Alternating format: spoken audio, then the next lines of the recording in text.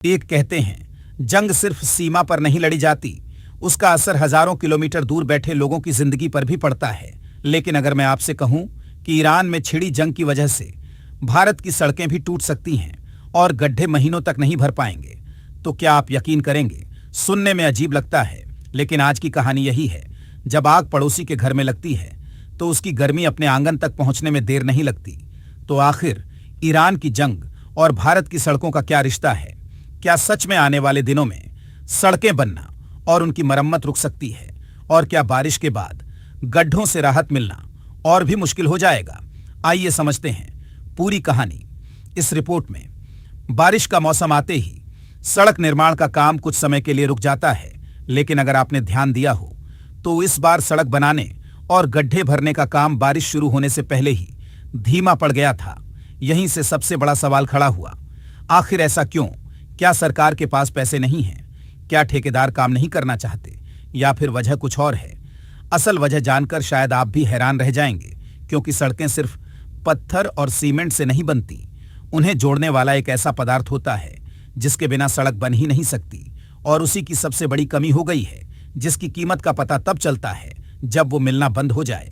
हम अक्सर सड़क पर जो काला काला पदार्थ देखते हैं उसे तारकोल या कोलतार कह देते हैं, लेकिन असलियत कुछ और है। उसका नाम है बिटुमेन।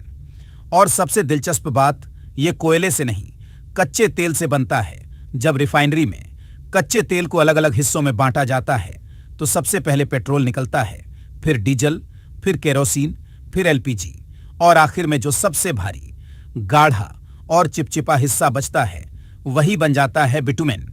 यही बिटुमेन पत्थर, बजरी और मिट्टी को मजबूती से जोड़कर सड़क तैयार करता है। यही गड्ढों की मरम्मत में इस्तेमाल होता है, और यही आज सबसे बड़ी परेशानी बन गया है। अब सवाल, अगर बिटुमेन इतना जरूरी है तो इसकी कमी क्यों हो गई? यही कहानी में एंट्री होती है। ईरान युद्ध की भारत को हर साल करीब 90 लाख टन बिटुमेन की जरूरत होती है, लेकिन देश की रिफाइनरियां सिर्फ करीब 54 लाख टन ही बना पाती हैं। बाकी 30 से 40% बिटुमेन विदेशों से मंगाना पड़ता है।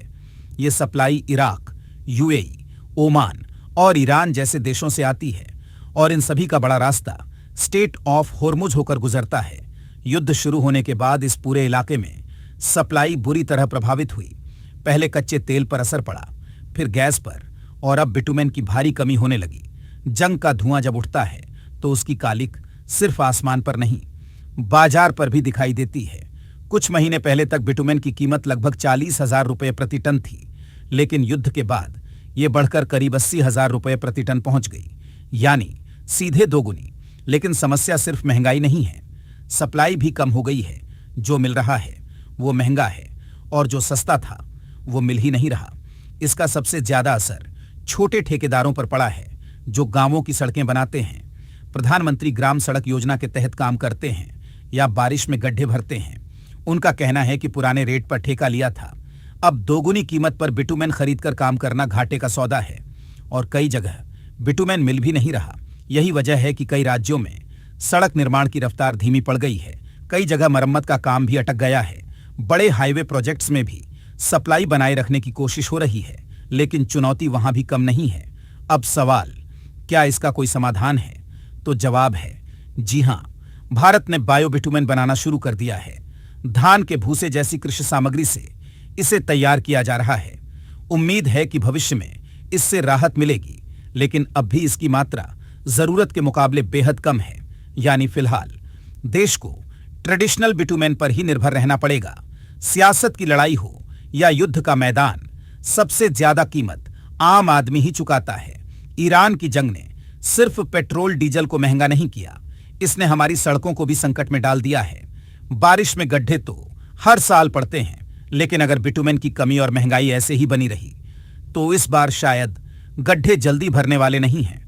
अब सवाल आपसे, क्या आपको लगता है कि सरकार को बिटुमेन के लिए दूसरे विकल्पों पर तेजी से काम करना चाहिए? कमेंट में अपनी राय जरूर बताइए, क्योंकि सड़क सिर्फ रास्ता नहीं होती, वो देश की रफ्तार भी होती है। साथ ही और भी अपडेट्स के लिए जुड़े रहे।